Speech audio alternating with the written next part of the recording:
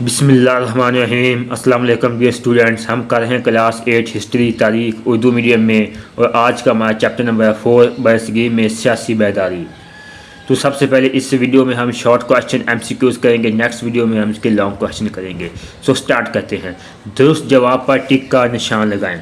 مسلم league قائم ہوئی، یہ ہمارے پاس 4 آپشن دیے ہوئے ہیں، ان میں جو درست ہوگا اس پر ہم نے ٹک کا جو نشان لگانا ہے۔ 1906 میں انڈین نیشنل کانگریس 1885 میں قائم ہوئی بمبئی میں۔ تقسیم بنگال منسوخ ہوئی 1911 میں۔ شملہ وفد جا کر ملا لارڈ منٹو سے۔ قرارداد پاکستان منظور ہوئی 1940 میں۔ قائد اعظم رحمۃ اللہ علیہ نے 14 نکات پیش کیے 1929 میں۔ پہلی گول میز کانفرنس منعقد ہوئی 1929 میں۔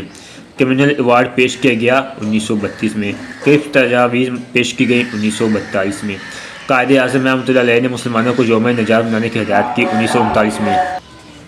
اب آ چکے ہیں شارٹ کوسچن۔ درج ذیل سوالات کے مختصر جواب دیں۔ تاریخ خلافت سے کیا مراد ہے؟ پیج نمبر 41 پر چلتے ہیں۔ جنگ عظیم اول میں عثمانی سلطنت ترکیہ نے جرمنی کے حق میں شمولیت اختیار کی، لیکن جرمنی کو جنگ میں شکست ہو گئی۔ جنگ کے بعد فاتح ریاستوں کی طرف سے فیصلہ کیا گیا کہ ترکیہ کو فرانس، یونان اور برطانیہ میں تقسیم کر دیا جائے، لیکن مسلمان اس فیصلے سے سخت ناراض ہوئے۔ اس لیے مولانا ابوالکلام آزاد، مولانا شوکت علی، مولانا محمد علی جوہر جیسے مسلمان رہنماؤں نے برطانوی حکومت کی اس پالیسی کے خلاف رد عمل دیا اور انہیں قید کر لیا گیا۔ Next short question.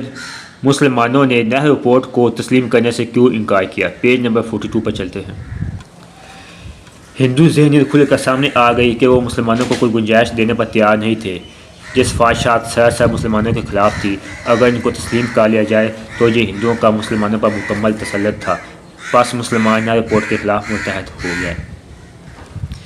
Next short question. Muslim League کے قیام کے مقاصد بیان کریں۔ پیج نمبر 40 پر چلتے ہیں۔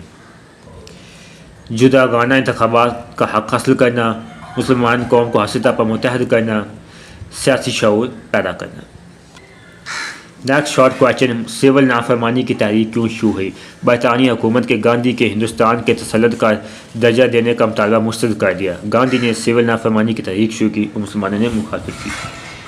Next short question. شملہ وفد کی قیادت کس نے کی؟ سر آغا خان نے۔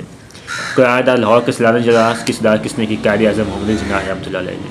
ہندوستان چھوڑ دو تحریک کا مقصد کیا تھا؟ پیج نمبر 54 پر چلتے ہیں۔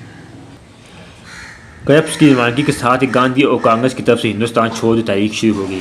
ہندوستان چھوڑ دو کا مطالبہ تھا برطانوی حکومت کا ہندوستان سے انخلاء اور اختیارات کا ہندوؤں کے سپرد کرنا۔